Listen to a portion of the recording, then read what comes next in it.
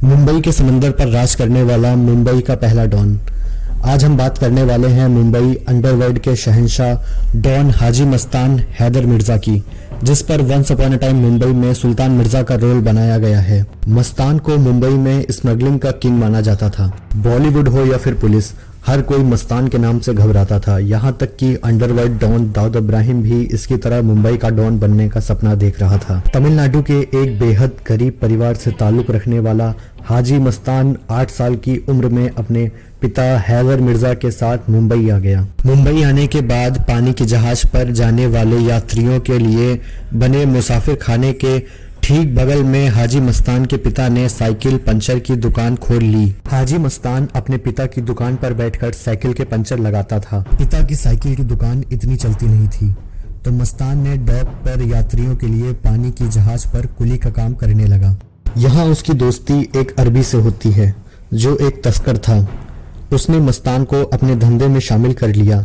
इसके बाद तो मस्तान की जिंदगी ही बदल गई। तस्करी की इस राह पर चलकर वो अमीरी की ऊंचाइयों तक पहुंच गया।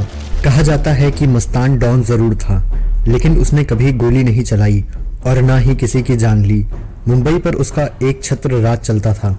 एक वक्त था जब वरदराजन मुदलियार, करीम लाला, पठान गैंग और दाऊद गैंग के सभी लोग उसकी सरपरस्ती में थे। कहा जाता है कि मस्तान को सूट पहनने और मर्सिडीज की सवारी करने का बहुत शौक था। उसे विदेशी सिगार और सिगरेट पीने का भी बहुत शौक था। बॉलीवुड के बड़े बड़े अभिनेता जैसे राज कपूर, दिलीप कुमार और संजीव कुमार के साथ हाजी मस्तान की खासी मेल मुलाकात थी।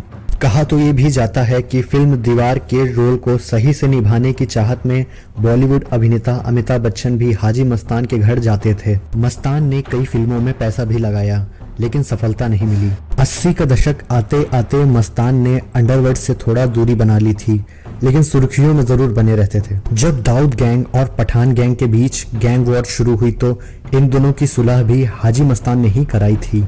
एक वक्त था जब मस्तान का रुतबा अपने चरम पर था और पूरे महाराष्ट्र में उसका जलवा था। कहा जाता है कि जब आपातकाल लगा तो इंदिरा गांधी के आदेश पर कई लोगों को गिरफ्तार किया गया। उसमें मस्तान भी उन्हीं में से एक था।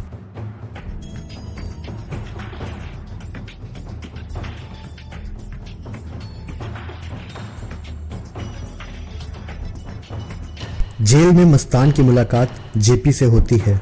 इसी मुलाकात के बाद मस्तान ने राजनीति में आने का मन बना लिया और दलित मुस्लिम सुरक्षा महासंघ पार्टी बनाकर मैदान में उतरा, पर यहाँ मस्तान को सफलता न मिली।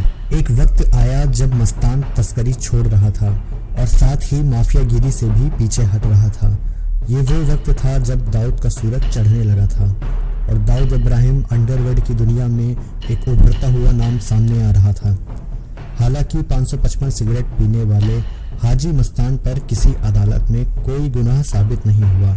25 जून 1994 को हाजी मस्तान की हृदय गति रुकने से मौत हो जाती है। तो यह कहानी थी मुंबई के पहले डॉन हाजी मस्तान की, कि कैसे तमिलनाडु के एक बेहद गरीब परिवार से ताल्लुक रखने वाला 8 साल की उम्र का हाजी मस्तान मुंबई आया और बिना किसी पर गोली चलाए, बिना किसी की जान लिए मुंबई पर एक तरफा राज किया और मुंबई का डॉन बन गया।